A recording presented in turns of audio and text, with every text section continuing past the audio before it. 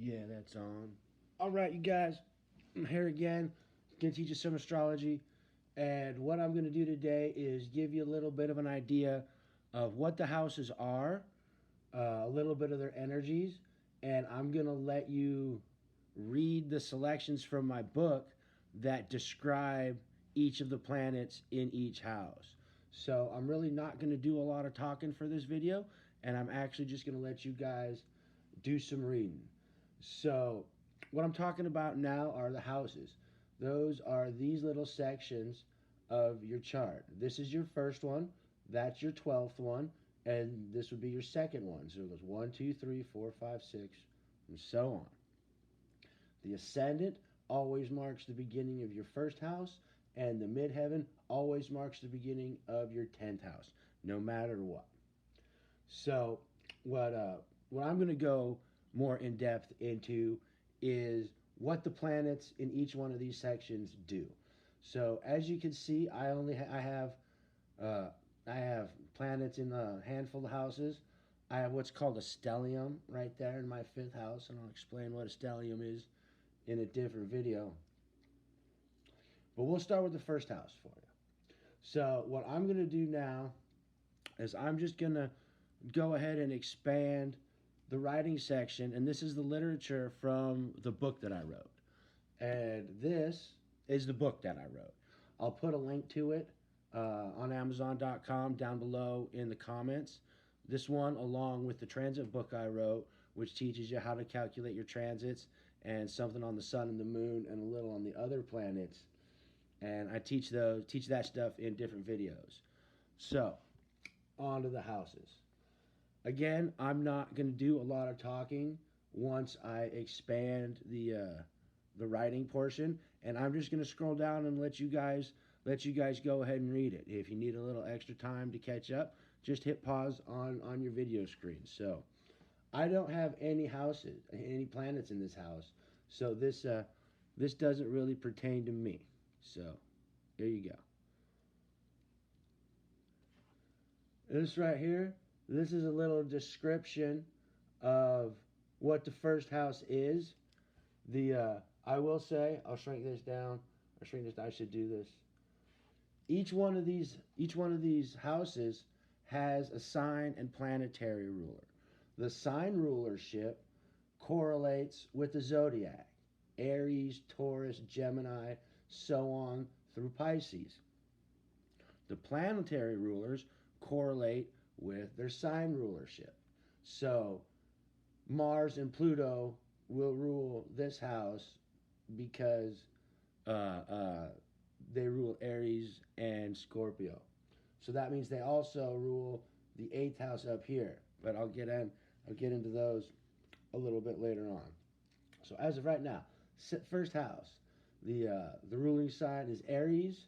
The planets are Mars and Pluto. So here you go. Go ahead and read about it. Again, if you need a little more time to read the literature, push pause on your computer.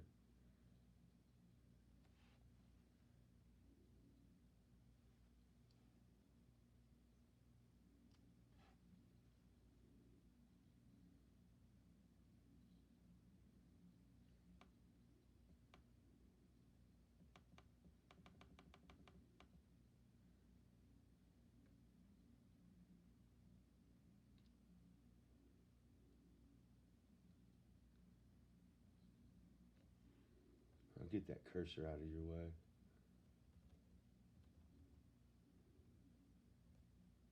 Shoot.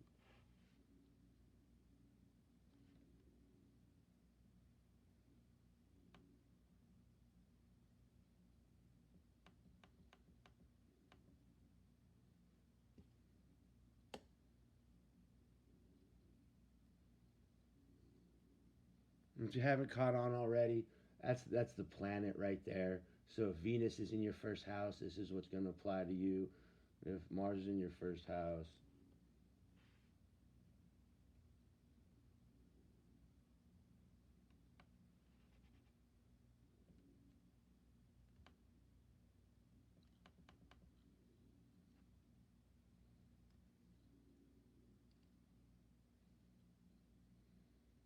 Again, this is all literature from my book. You can go ahead and get yourself a copy of it. Amazon.com, links.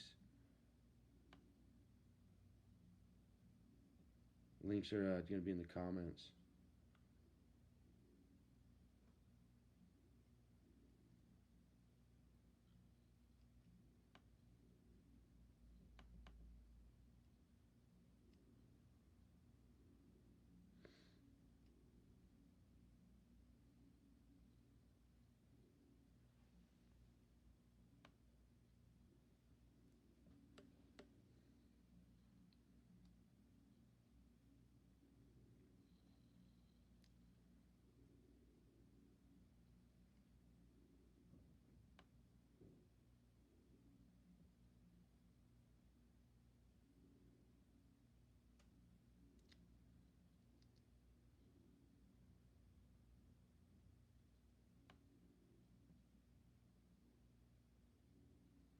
All right, that's the conclusion of the first house.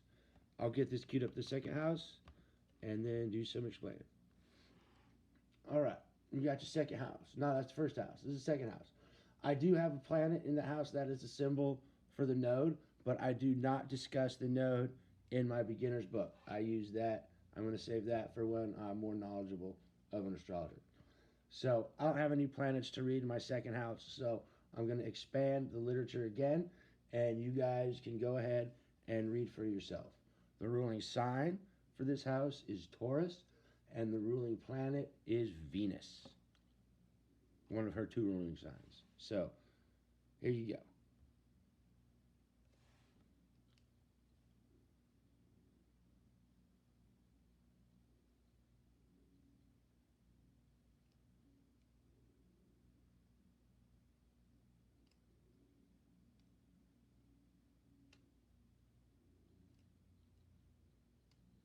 And this is also some of my earlier writings, so as I read through it partially myself, I see how I can do better and will do better as I continually work on my third book, which I'm not even close to being done with.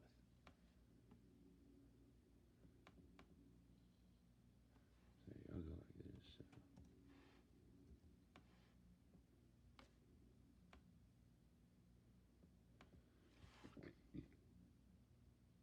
This is also a really good sign for the moon.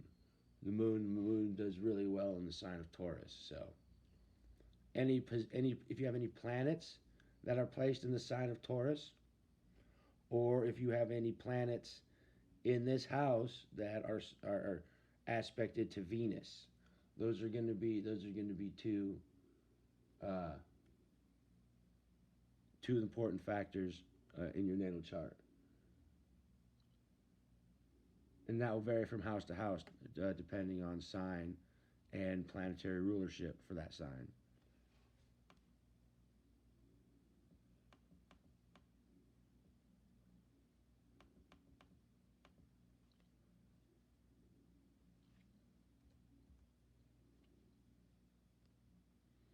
Give me a quick second to read that.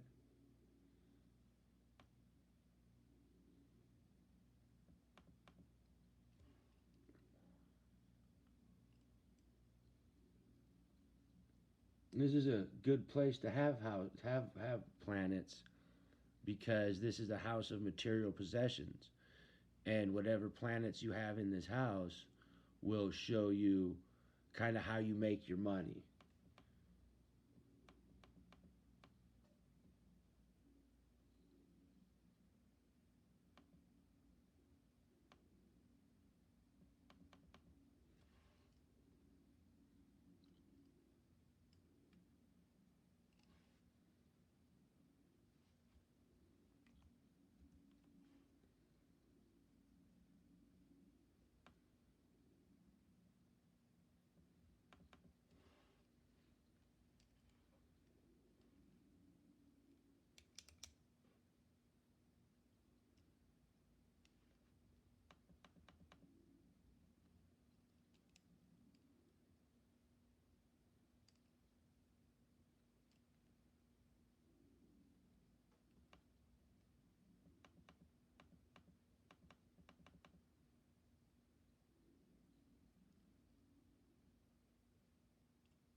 we'll conclude that second house with that. And then I will, once again, break it down. The house we're about to analyze now is the third house. Once again, this is an empty house for me. This is the house ruled by Gemini and the planet Mercury.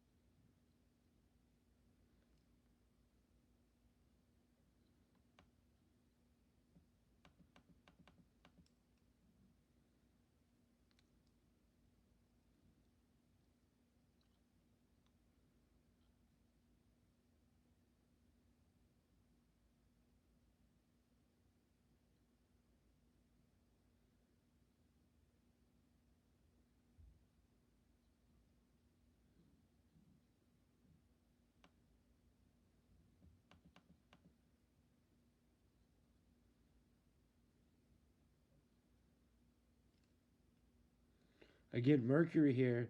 Mercury is the ruling planet for this house. So, if you have any aspects to planets, if any other planets are an aspect to Mercury that are in this house, that's going to make you intelligent as to how to make your money and able to communicate with whatever planet Mercury is involved with. It can also mean you talk to your cousins a lot and brothers and sisters as well.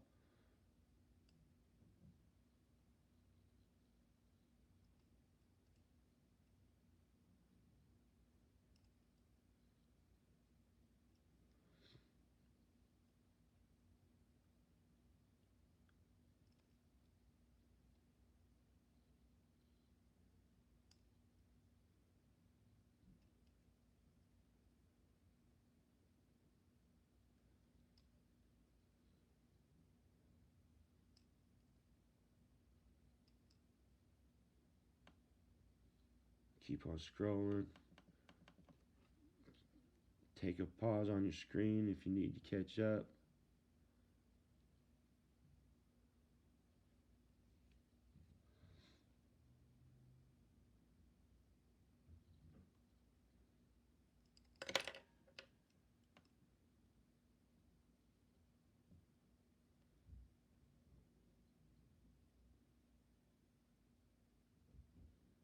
If you see those green underline things, those are some of my grammar mistakes that I haven't gone back and corrected yet. So, maybe I will, maybe I won't.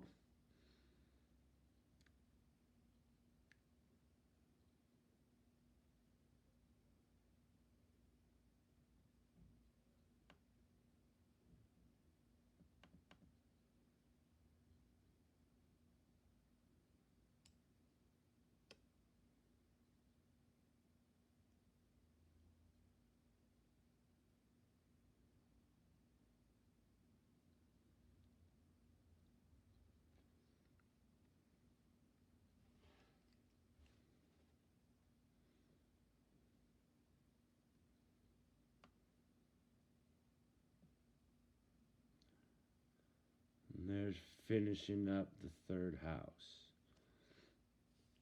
I'm gonna go ahead. I'm gonna go ahead and just break these videos down into planets of three because I like the number three. So like and subscribe if you want more videos, and even if you don't like and subscribe, I'm probably gonna make more videos. So I'll throw my book once in front of the screen once again. Circus in My Head, Madman's Path to Astrology. Find it on Amazon.com. Go ahead and get it and support my astrology cause. Uh, Once again, I hope you enjoyed the video and learned a bunch. So, have a nice day.